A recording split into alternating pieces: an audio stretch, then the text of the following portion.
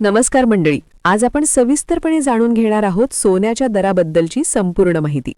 कारण सोने हा केवळ दागिन्यांचा विषय नाही, तर तो आपल्या अर्थव्यवस्थेचा, गुंतवणुकीचा आणि भावनिक नात्याचा एक महत्त्वाचा भाग आहे.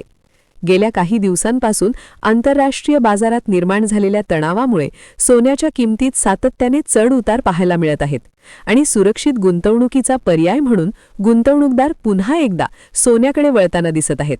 जागतिक बाजारात डॉलरच्या मूल्यातील बदल, अमेरिकेतील व्याजदर धोरण, मध्य पूर्वेतील तणाव, शेअर बाजारातील अस्थिरता आणि कच्च्या तेलाच्या किमती या सर्व घटकांचा थेट परिणाम सोन्याच्या दरावर होत असतो.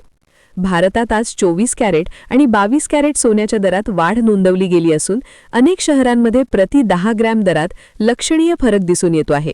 मुंबई, पुणे, नाशिक, नागपूर आणि औरंगाबाद सारख्या शहरांमध्ये ज्वेलर्स असोसिएशननुसार आजचे दर कालच्या तुलनेत वाढलेले आहेत, ज्यामुळे खरेदीदार थोडे सावध झाले आहेत.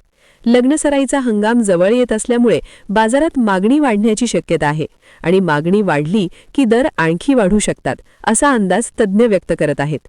दुसरीकडे काही आर्थिक विश्लेषकांचे मत आहे की जर आंतरराष्ट्रीय तणाव कमी झाला आणि डॉलर मजबूत झाला तर सोन्याच्या दरात थोडीशी घसरणही पाहायला मिळू शकते. गुंतवणुकीच्या दृष्टीने पाहिले तर सोने हे दीर्घकालीन सुरक्षित साधन मानले जाते, कारण महागाई वाढली की सोन्याची किंमतही वाढण्याची प्रवृत्ती असते. अनेक लोक फिजिकल गोल्ड म्हणजेच दागिने किंवा नाणी खरेदी करतात, तर काही जण gold ETF, sovereign gold bond किंवा डिजिटल गोल्डमध्ये गुंतवणूक करणे पसंत करतात. ग्रामीण भागात अजूनही सोने ही बचतीची पारंपरिक पद्धत आहे आणि शहरी भागात ते पोर्टफोलिओ डायव्हर्सिफिकेशनसाठी वापरले जाते. आजच्या बाजार स्थितीकडे पाहता सोन्याच्या दरात स्थिरतेपेक्षा अस्थिरता अधिक दिसून येते आहे. त्यामुळे खरेदी करण्यापूर्वी दरांची तुलना करणे आणि अधिकृत ज्वेलर्सकडूनच व्यवहार करणे महत्त्वाचे ठरते. सरकारकडून आयात शुल्कात होणारे बदल, GST दर तसेच रुपयाचा डॉलरच्या तुलनेतील दर या सर्व बाबी सोन्याच्या किमतीवर प्रभाव टाकतात. अनेकदा आपण पाहतो की शेअर बाजारात घसरण झाली की गुंतवणूकदार सोन्याकडे वळतात आणि त्यामुळे दर वाढतात, तर शेअर बाजार मजबूत झाला की सोन्याची मागणी कमी होते. सध्या जागतिक अर्थव्यवस्थेत अनिश्चितता असल्यामुळे सुरक्षित गुंतवणुकीकडे कल वाढलेला आहे आणि त्याचा परिणाम भारतातील सोन्याच्या बाजारावरही स्पष्ट दिसतो आहे. तज्ज्ञांचे मत आहे की दीर्घकालीन गुंतवणुकीसाठी टप्प्याटप्प्याने खरेदी करणे योग्य ठरू शकते, कारण एका वेळी मोठी खरेदी केल्यास दरातील चढ उताराचा धोका वाढतो. दागिन्यांच्या बाबतीत मेकिंग चार्जेस आणि वेस्टेज यांचा विचार करणे गरजेचे आहे, कारण ते अंतिम किमतीवर परिणाम करतात. हॉलमार्क असलेले सोने खरेदी करणे ग्राहकांसाठी सुरक्षित पर्याय मानला जातो. डिजिटल युगात आता अनेक ॲप्स आणि बँकांच्या माध्यमातूनही सोने खरेदी करण्याची सुविधा उपलब्ध झाली आहे, ज्यामुळे व्यवहार अधिक पारदर्शक झाले आहेत.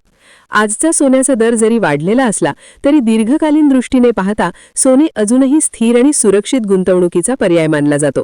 त्यामुळे खरेदीदारांनी घाई न करता बाजाराचा अभ्यास करून, तज्ज्ञांचे मत जाणून घेऊन आणि स्वतःच्या आर्थिक गरजांचा विचार करून निर्णय घेणे आवश्यक आहे. पुढील काही दिवसात आंतरराष्ट्रीय घडामोडी आणि आर्थिक धोरणे कशी बदलतात यावर सोन्याच्या दराची दिशा ठरणार आहे आणि म्हणूनच सोन्याचा बाजार हा केवळ दागिन्यांचा नव्हे तर संपूर्ण अर्थव्यवस्थेचा आरसा मानला जातो. तर अशा प्रकारे आज आपण सोन्याच्या दराबाबत सविस्तर माहिती जाणून घेतली. पुढील अपडेटसाठी जोडलेले रहा आणि आर्थिक घडामोडींवर लक्ष ठेवत रहा.